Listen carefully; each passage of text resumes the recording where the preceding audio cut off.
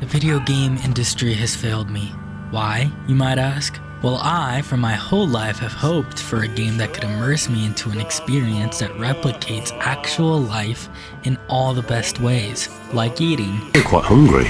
Alright, all jokes aside, I have yet to find a game as special as Kingdom Come Deliverance. It is my favorite indie game of all time, and as the second game approaches, I have to admit that it is my most anticipated game, even over GTA 6. Although it's not due to a lack of trying from Rockstar, but I'm gonna be honest, where's that second trailer? We're all waiting, Rockstar. Please. Anyways, here is why Kingdom Come Deliverance 2 is my most anticipated game of 2025, and be prepared to hear a whole bunch of glaze. Anyways, this video will be separated into different parts of why, and that first part being... You like that? Yeah, you like that. And yes, I have to start off with the gameplay. It's just super interesting to talk about. At first, when playing Kingdom Come Deliverance in 2019, oh fuck, that's 6 years ago, I god honestly hated the fucking combat and uninstalled the game. But then I picked up Elden Ring a few years later on and realized that Kingdom Come wasn't that difficult. Look, the world of Kingdom Come was a little too harsh for 13-year-old me. Once 2022 passed and I had become 17, I found the gameplay to actually be satisfying, difficult, and a great balance. When you start the game off, you have to legitimately suck ass. I mean, your character Henry doesn't really know how to do anything, and the quicker you accept that, the faster that you can actually make Henry into a dueling god who can handle up to like 4 to 6 people at the same time. Development-wise, it makes sense. When you start the game going through tutorials, you expect them to end and you have the hang of it, but in Kingdom Come, you'll be getting tutorials for something you possibly didn't even know existed until you talk to certain people, and then you'll gain it as a skill. And you can call the system flawed, but it arguably feels more realistic and lifelike.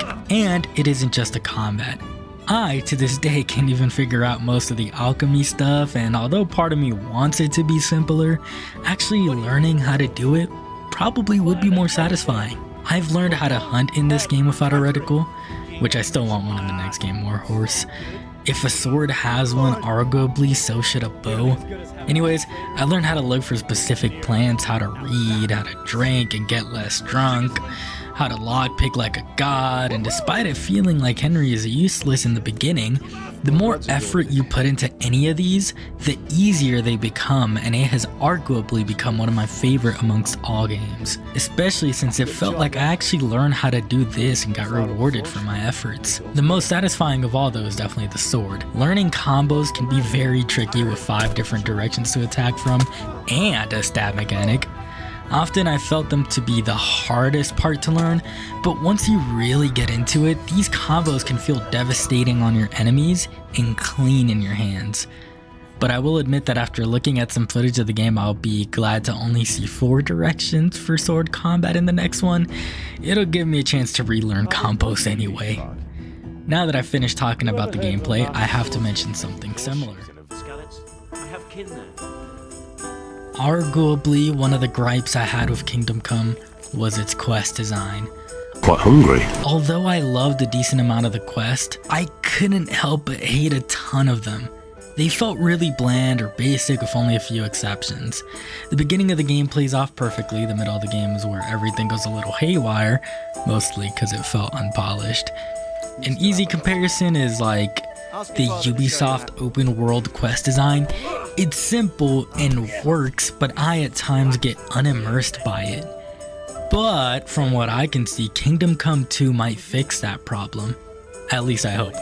From the trailers alone, the world seems to give you more hints on where to go from conversations, where at first it felt like you had to find something specific to really progress. Another thing that I like is those conversations can avoid you from actually having to pinpoint a certain part on the map, and instead you can go out and seek that area yourself. Anyways, quest design kind of connects to another major part.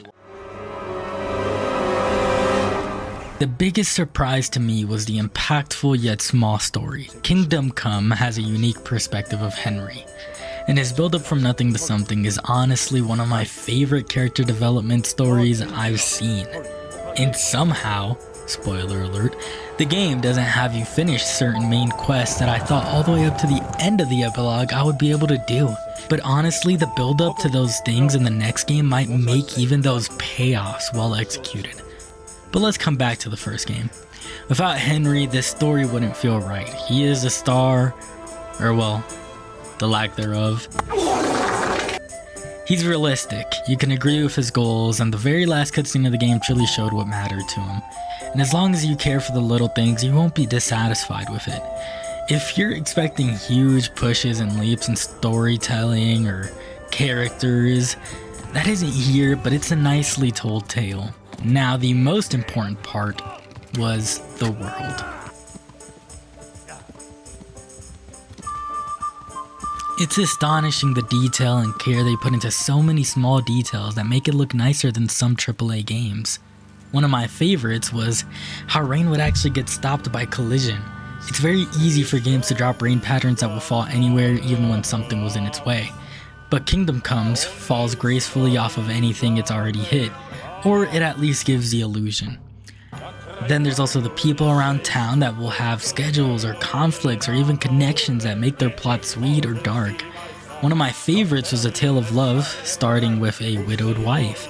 At first I thought my only option was to find something she could settle with, even if it wouldn't make her happy. But instead, I found her a suitable partner and they were both elated by their newfound relationship. It was actually beautiful. And yes, I know I'm glazing, but that care to the characters in this world made me cheese, not gonna lie. Anyways, I won't take up all of your time. You've probably got something more important to do than watch this video. At least, I'd hope so. Kingdom Come isn't my most anticipated game because I think it'll be the best game of the year. It's because I believe it'll be an amazing new breath of fresh air. Something that cares about the little details. A game that makes you live in a world where you're not the ultimate badass. But if I'm being honest, the thing that excites me the most is that I don't think I'll play anything quite like it ever again. So I will soak in every hour with full excitement and hype. Because with just the ideas they had for the first game, I was already exploring the world for hundreds of hours, immersing myself into Henry's shoes. And maybe sometimes killing a whole town.